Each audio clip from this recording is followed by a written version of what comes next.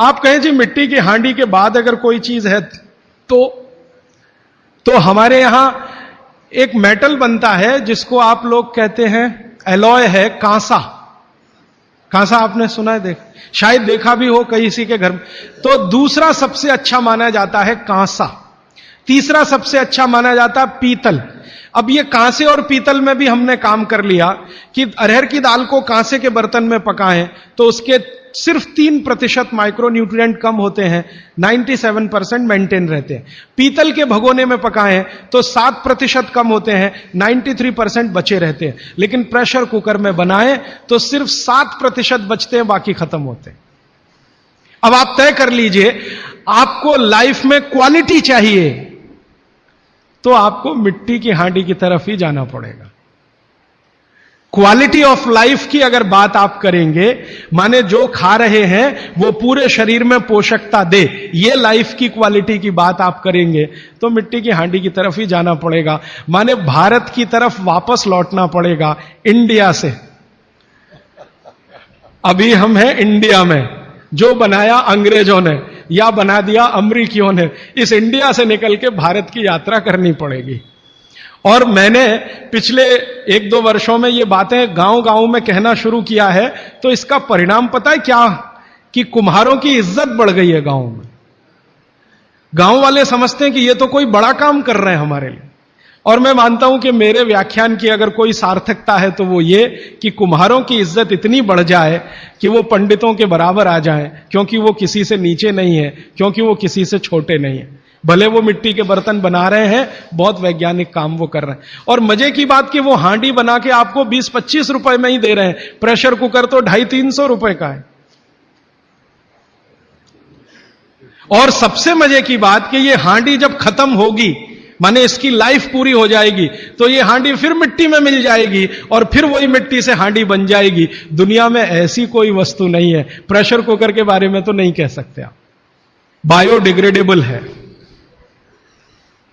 तो आप कोशिश करें अपने घर में थोड़ा परिवर्तन करें। अब मैं आखिरी बात जो आज की कह रहा हूं वो ये, मैंने पिछले 2 वर्षों में मैं होम्योपैथी की भी चिकित्सा करता हूं। तो बहुत सारे पेशेंट मुझे फोन करते हैं, राजीव भाई ये। तो मैंने कुछ पेशेंट को खास कर कहा कि देखो भैया, आपको मैं कोई दवा नहीं दूंगा। तो कहने लगे फिर बीमारी कैसे ठीक होगी? मैंने कहा एक ही काम करो, मिट्टी की दाल खाना शुरू करो, मिट्टी की हांडी में रखी हुई दाल खाना शुरू करो। चावल खाना है तो मिट्टी की हांडी का। कहने लगे राजीव भाई कौन करेगा ये सब? मैंने कहा आपकी बीवी करेगी या आप करोगे? अगर जिंदगी चाहिए तो झक मार के आप करोगे, नहीं तो अमेरिका जाओ, कनाडा जाओ, जर्मनी जाओ, लाखों रुपए खर्च करो, फिर भी झक मार के वापस आओ, डॉक्टर कहेगा इलाज नहीं। तो आप देख लो, तो जो गंभीर मरीज हैं वो आप जानते हैं वो कुछ भी करेंगे जो आप कहें। तो मेरे पास कुछ डायबिटीज के क्रोनिक पेशेंट हैं, बहुत क्रोनिक, जिनका यूनिट, शुगर यूनिट 480 के ऊपर है। ऐसे 100 से ज्यादा पेशेंट, कुछ गुजरात में है, कुछ राजस्थान में और कुछ बंबई में। मैंने उनको कहा ध्यान से मिट्टी का बर्तन ले आओ और शुरू करो। अब बर्तन लाने में तकलीफ हुई तो कुम्हार को ढूंढना पड़ा, तो लेकिन मिल गया। वो 8 से 9 महीना हो गया नियमित रूप से मिट्टी की दाल और मिट्टी का चावल, माने हांडी की दाल और हांडी का चावल, हांडी की खिचड़ी नियमित रूप से खा रहे हैं। और अब तो उन्होंने मिट्टी का तवा भी ले आया अपने घर में रोटी बनाने के लिए। बाजरे की रोटी बहुत अच्छी बनती है इस मिट्टी के तवे पे, तो रोटी भी उसी की खा रहे हैं। 8 महीने के बाद सबका शुगर टेस्ट किया है तो 480 यूनिट वाला अभी 180 यूनिट पे है, बिना किसी मेडिसिन के, बिना किसी इंजेक्शन के, बिना किसी टॉनिक के। और होम्योपैथी की कोई दवा नहीं दी मैंने उनको।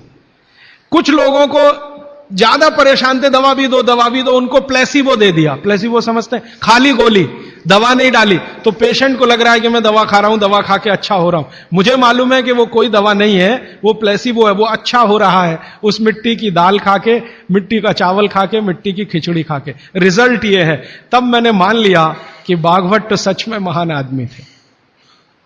वो एक सूत्र लिख गए कि आप ऐसा भोजन मत करो जिसमें सूर्य का प्रकाश ना जाए, पवन का स्पर्श ना हो, तो वो आपके लिए अमृत तत्व है। भोजन नहीं है, वो अमृत जैसा है। ये एक सूत्र